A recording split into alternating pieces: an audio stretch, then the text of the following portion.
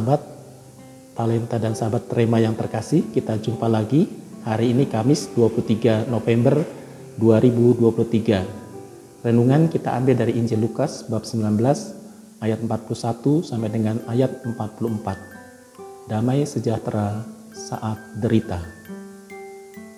Sahabat Lentera dan sahabat Rema yang terkasih, rasa kecewa dan sedih adalah bagian dari sebuah perjuangan hidup. Ketika kita berusaha memberikan sesuatu yang terbaik, entah itu dalam keluarga, dalam hidup bersama, ataupun kepada orang-orang yang kita kasihi. Kadang-kadang apa yang kita buat, yang kita anggap sudah baik, maka orang lain kadang-kadang salah untuk menafsirkan, salah menerima, dan salah untuk mengerti apa yang kita buat yang terbaik bagi mereka. Suatu contoh misalnya, dalam keluarga, seorang ibu sudah memasakkan masakan yang paling bergizi, yang paling sehat, misalnya sayur-sayuran, kepada anak-anak dan pada keluarga yang lain. Tetapi niat yang baik tadi memberikan makanan yang sehat pada keluarga disalahartikan bahwa ibu ini pelit, ibu ini terlalu hemat, sehingga memberikan makanan-makanan yang dianggapnya kurang bergengsi, kurang lezat dibandingkan misalnya ketika disajikan daging-dagingan dan sebagainya. Kira-kira itulah contoh bagaimana memberikan sesuatu yang baik tetapi orang lain tidak dapat menerimanya dengan baik maksud dan tujuan kita. Demikian pula Tuhan Yesus pada hari ini dalam Injil meratapi kota Yerusalem. Pertanyaan kita adalah, mengapa Tuhan Yesus meratapi kota Yerusalem? Tentu ada sebab musabab kenapa Tuhan Yesus meratapi kota Yerusalem. Tuhan Yesus meratapi kota Yerusalem karena penduduknya itu menyalah tafsirkan, salah mengerti akan kedatangan Yesus sebagai Mesias. Yesus dianggap sebagai Mesias yang akan membebaskan mereka, itu betul.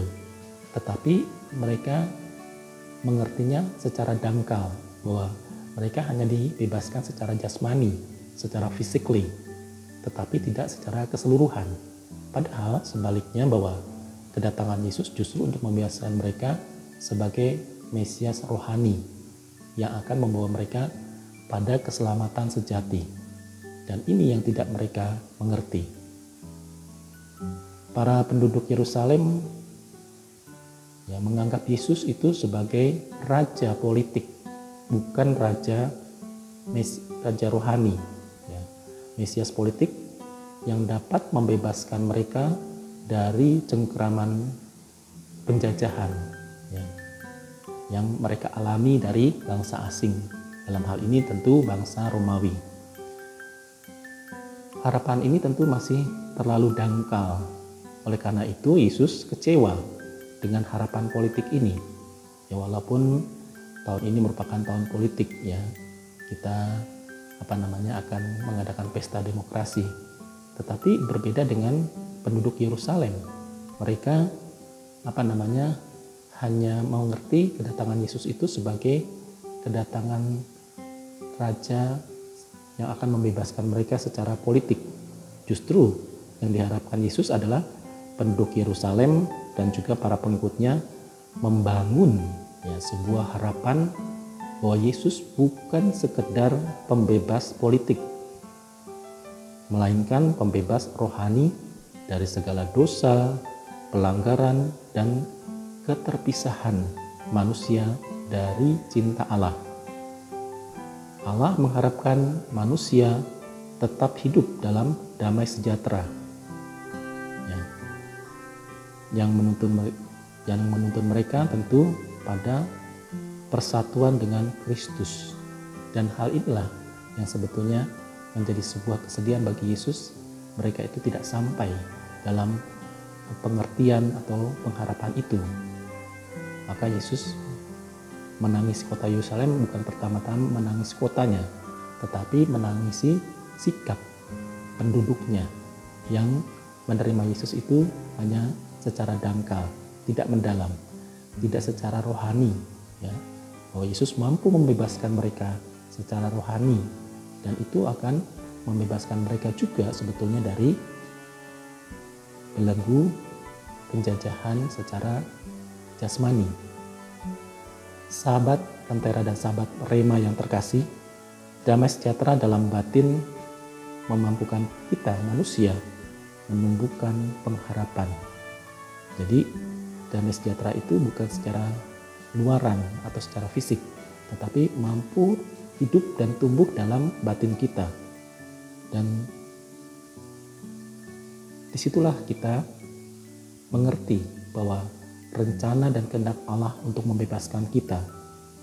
Demi apa? Datangnya kerajaan Allah. Seperti dalam doa Bapa kami, ya, datanglah kerajaanmu, jadilah kehendakmu di bumi seperti di dalam surga.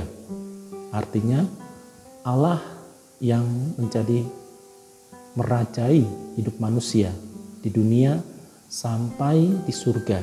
Jadi Allah merajai hidup manusia bukan hanya di dunia, tetapi juga sampai di surga. Maka manusia berada dalam genggaman Tuhan, dalam cinta Allah, atau hidup dalam rahmat Allah.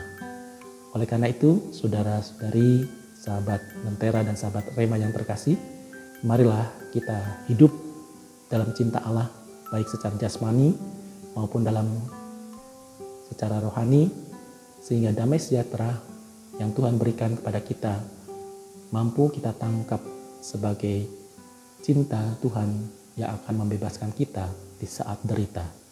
Tuhan selalu memberkati dan juga menaungi kita. Keluarga Kudus, doakanlah kami.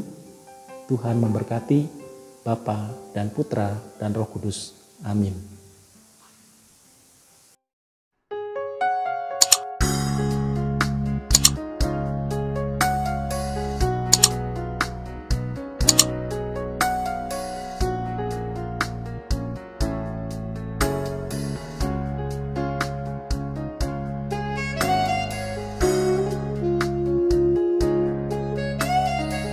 Sahabat Rema, sampai jumpa dalam program berikutnya.